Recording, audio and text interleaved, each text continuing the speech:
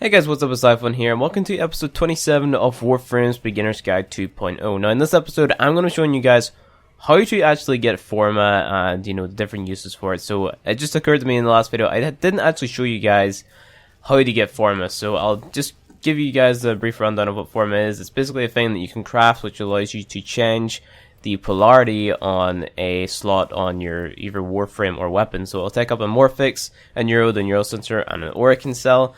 So, everyone has their own, little nodes of farming those particular resources, and with the game edging, those different spots will change, obviously, because there'll be also better places to farm or worse places to farm, or drop rates will be nerfed, different things like that there. So, you always have to kind of go where the community goes and get those different resources while they last.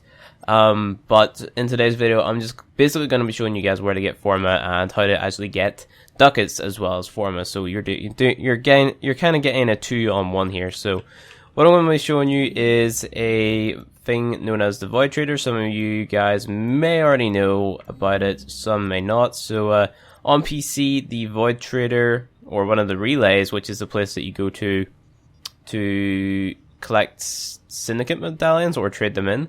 So on PC, there's a relay on Mercury. On PS4, there's one on Earth. And on Xbox, I'm not too sure. So I'm just going to go ahead and go to Mercury. So this is the Larunda relay. So you just click that there and you go there. And basically what this is, it's like a central hub for all of the players to kind of get together. And they can just talk about things. But another important aspect of this is obviously the Void Trader and the syndicates and a bunch of other things that are located upstairs, but we'll get more into that there. So I'm just going to give you guys sort of a rundown of the relay, because you probably haven't seen it yet, but all of the other players spawn in. They can either be standing still or running around. Obviously the animations won't be as smooth as your main character because of the network infrastructure that they have, but they still spawn in. You can still see them walking around and different things like that there. But people like to come in here and just kind of chill. And also there's also players called Guardians of the Lotus who will actually help near players. They'll look like scrubs, but in reality they are players who have really good OP formed weapons that'll just come and help any new player that kind of enters the relay and has no idea as to what they're doing. So so this is the main key feature of the relay over here. This is called the Ducat vendor kiosk, there we go, or Ducat, however you want to pronounce it. Basically you come up to this here and it'll say trader surfacing in 2 days, 2 hours, 52 minutes, and whatever amount of seconds. So what you do is you press this, and then basically all the prime parts that you have show up, and you can sell those spare prime parts that you have. For example, I have a lot of Anarchos Prime blueprints.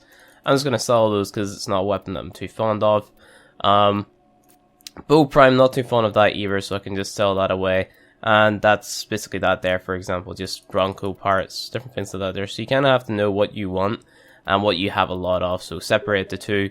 Needs and wants, and just excessive amounts of things like Rhino Prime systems, for example, or Volt Prime helmets, different things like that there. So just excessive amounts of items that you have, just try to sell those there for as much Ducats or Ducats as possible. So I get 150 for selling 4 Anarchos Prime blueprint, 2 Bow Prime, and 3 Bronco. So let's go ahead and sell that there.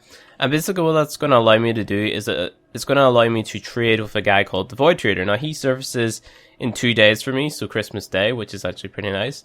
And what he will do is he will spawn in this corner right here on a particular type of relay. So each platform has 3 different relays on different planets. So whenever you come here on Christmas Day, whenever he spawns in, it will tell you which relay to go to, and you're going to have to find that there. I think PC have Mercury, Saturn, and Pluto, and then PS4 have Earth, Saturn, and Eris. So that's that. Not too sure about Xbox, I'm sorry, haven't played on there, but that's the different places that he can spawn.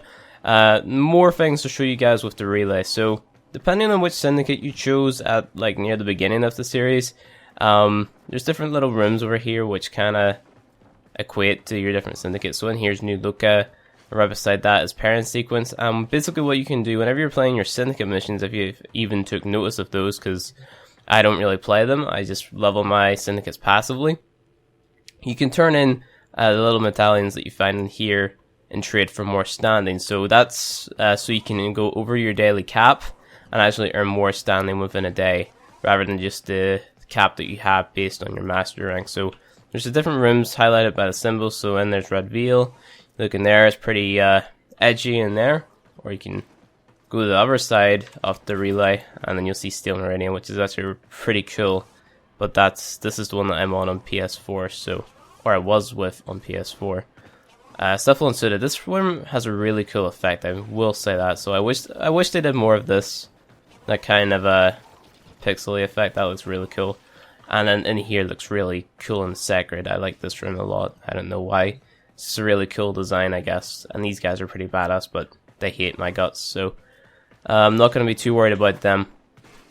And then up here at the front, we actually have navs, like a nav map. We don't really have to pay attention in here at all unless you're playing with a squad and you're all in the relay. And then over here you have Conclave. So if you're a big fan of PvP, you can come up here.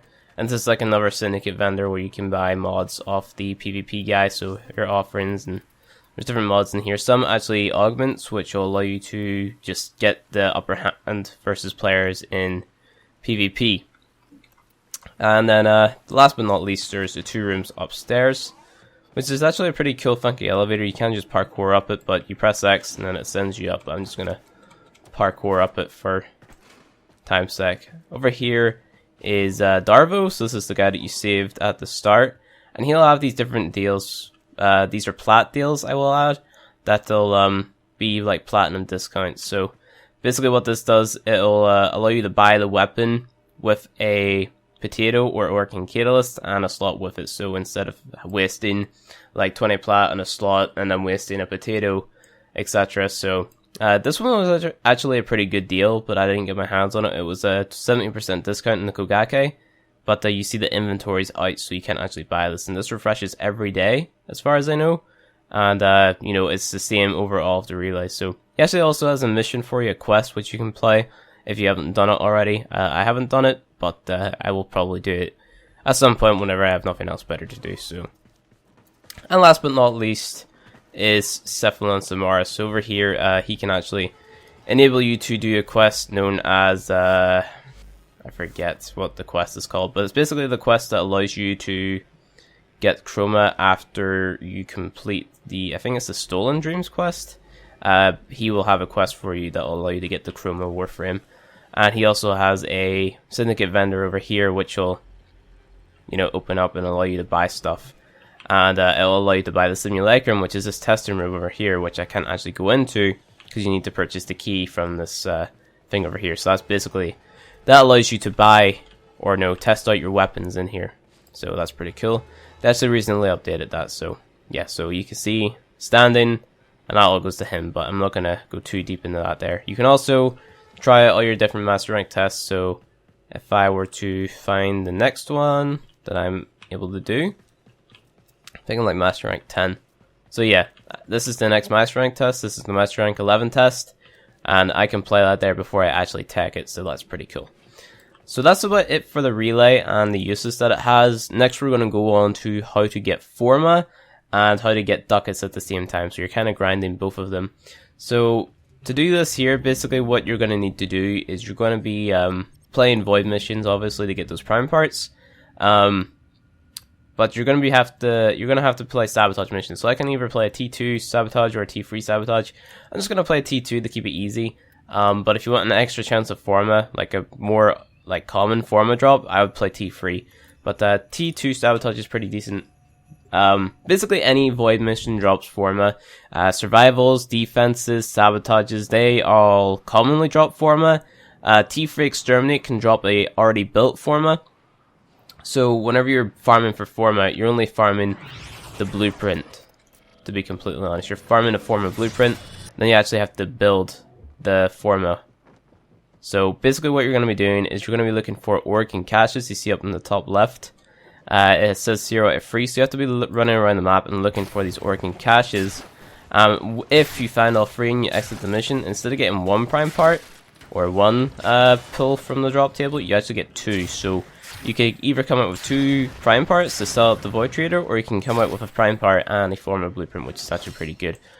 So I'm going to run around and hopefully find a cache, kind of show you what it looks like, and then that should be pretty decent. I don't know if I should cut this up, because just me navigating the map and showing you guys where it is will definitely help. So I'm playing as Loki, as you can see, just making use of his disarm abilities and his invisibility abilities, just so I can stay away from enemies and not get killed, I guess. So it's a pretty easy mission anyway, so nothing too insanely hard about it. But you can actually get overwhelmed by the amount of enemies in the boss at the end if you're a very low level, but for high level players it should be no bother, especially whenever we get into Forma in our Soma. It should definitely not be a problem, because that thing's just gonna wreck stuff, but I'll show that off later on. So basically what you're gonna want to do is you're gonna want to stockpile at least 4 Forma, and then that's gonna give you a enough Forma to complete the Soma or Soma Prime build that we're going to be doing for the rest of the series. So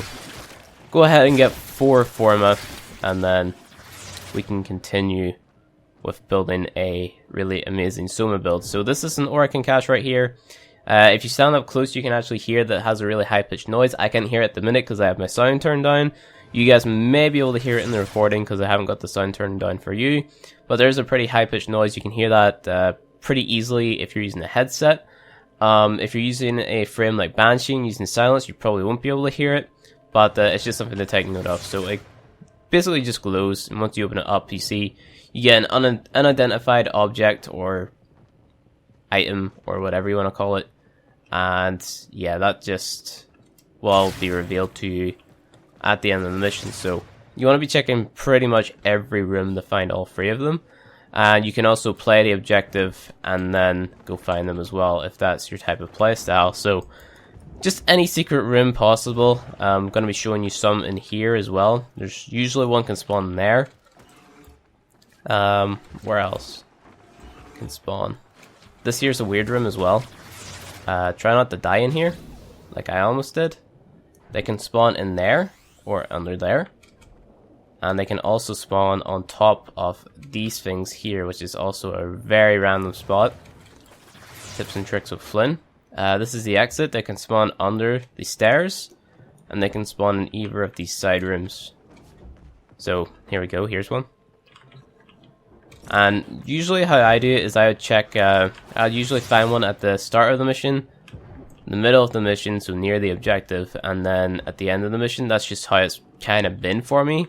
Other people say it's not like that for them. Sometimes they can find them super close, which has happened to me sometimes, but the majority of the time the caches are never too close to one another, and it usually, like, you're able to split the map into the beginning, middle, and ending, and finding the caches that way. So that's usually just how I do it. And if all else fails and you're not able to find the cache, what I recommend doing is going back to the start or back to the spawn or where you spawned and sticking to the right hand side of the map. That way it allows you to basically just check every room. So you see, we're sticking to the right side, and it takes us into this room here, and then up the way, and then round, and then okay, there's nothing in there, we can go round, and then stick to the right side like so. And then that basically allows us to, you know, find every room basically. With the exception of maybe some secret rooms, but you probably won't know about those. For example, the one in this room, brownie points if you already know where it is. But yeah, this is also a room they can spawn in. They can spawn there. They can spawn around in this area, under this thing. They can spawn in this corner. And they can spawn like in these little rooms here. So this isn't the secret room, by the way. I'm kind of rambling, but the secret room is down in here. So like this, they can spawn right there, or they can spawn up here like this one did. So that was actually a pretty nice rundown. It wasn't every secret room, but it was the majority of them. So this is also a very weird room to get in a sabotage mission, because there's so many different doors that you have to check. And by the way, guys, if you use an elevator in a ninja game where it's not necessary, for example those, you're a complete scrub. So what I recommend doing is just doing that there all the time. Whoops, I failed. I'm a scrub. So yeah, I don't really like using the elevators in this room because I don't know, I don't see the point. I can super jump in the air and stuff. I know this is me going off on a random rant, so that's just a helpful tip. They can also spawn in these rooms, as you've probably already seen. But yeah, it's not going to be the same tile set all the time, so It's going to be random. You can also get more rooms like this here, which is pretty annoying whenever you get similar rooms. Spawn up here, etc. So, yeah, that's pretty much that, I guess. So, this is just a lot of unnecessary rooms that I'm showing you right now, because just to show that you can always get reskins of rooms that you've already been in. So yeah, that's kind of annoying. But we're going to get on with the mission now, because that's what we're here to do, just see what we get at the end. Because I've went this long in the mission talking, I guess I'm just going to finish it talking, because it would be weird if I just cut it off here. So yeah, so this is the main objective of a sabotage mission in the Void. Basically what you have to do, you hack this console, like so, and then the Void portal is going to spin up and all the enemies are going to come out of it, blah blah blah. Nothing too crazy hard. I do recommend killing any nullifiers, because different types of enemies are going to spawn, so based on which type of mission it is, it'll either be Grineer or it'll be Corpus. In this case we got Corpus, obviously, because Corpus enemies are spawning. So all you have to do is wait for that there to charge up, so it'll get to 50%, then you have to hack the other console. It's not insanely hard, but sometimes these can get destroyed if you're not careful. And you're very low level, so the enemies can just come up and sort of start laying into it, and it's kind of annoying whenever that happens. You find all the caches, next thing you know you fail the mission because you weren't paying attention. So yeah, it's happened to me whenever I'm playing with randoms. So pro tip, play with your clanmates. It helps, and it makes the game more enjoyable because you have friends. But yeah, you can definitely solo this, like I'm doing now with Loki. So most of my guide is kind of centered around soloing, but playing with other players is always nice because it just allows for larger XP gains, etc., more resource drops, more enemy spawning, etc., things like that there. Faster finding of caches, hint hint, nudge nudge. So yeah, that's pretty much that there. So there's no way to guess what type of enemies you're going to be going up against in this portal. So until you actually get to the portal itself and it starts spawning the enemies. So in this case we got Corpus, and it's going to be a Corpus boss called Lynx. And then the Grineer boss is actually the twin sisters, which they're more annoying than this boss in my opinion. This boss is rather easy to kill, especially if you have a mag. You just come in here, hit shield, polarize.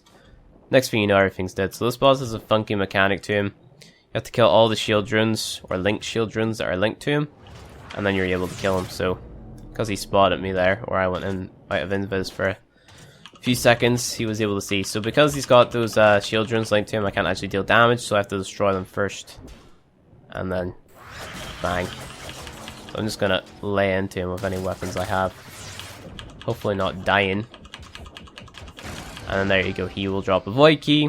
You pick up the void key, they made it bigger on purpose apparently. It never used to be that big, but they made it big so then people can find it. And then basically you just use this key and then run to the exit. Now if you're playing with a team and you put this key in too early, so you put it in whenever an enemy is like still teabagging the boss, or not an enemy, a friendly still teabagging the boss or something, a timer's going to start going, 30-second timer. You have to get out of the portal before that timer runs out, or else they'll just insta down and then like be down outside that portal. So just something to take note of. They can also get stuck in there. It's a weird bug that's happened a few times to me. You can die if you die in there and then you revive, you'll get stuck in there. So it's nothing too big of a deal, because then you can just revive and your friends can finish the mission. But if you die in there in solo and you can't get out, then that's kind of an annoyance. But it's never happened to me in solo, so that's good. But anyway, we're going to get to the end of the mission now, and then we're going to see what type of rewards we get. So based on whichever tier of mission you play, so sabotage, you never play T2 or T3 or T4 or whatever keys you have, I recommend farming them on Triton or Hyricon and Pluto. So Triton, Neptune, Hyricon, Pluto. You can get different keys and just sort of roll with it. So let's see what we get. We get Bronco and Bronco. So that's why I had so many Broncos, that's a really bad run in my opinion. So Usually you get like a Bronco and a Forma, that's still kind of a bad run. Getting Forma, you're gonna get to the point where you get loads of Forma, just like Forma blueprints piled up. So I definitely just recommend running a lot of voids, because you're gonna get like credit rewards, you're gonna get other rewards as well, things that you've probably never even heard of if you're completely new to the game. So yeah, I definitely do recommend running voids. You might actually get something that's pretty rare out of it as well. So yeah, that's it. So anyway, guys, that's going to be it for this episode of Beginner's Guides. So if you enjoyed, please hit that like button below, and you want to see more Warframe content like this, hit subscribe, and I'll see you guys in the next episode.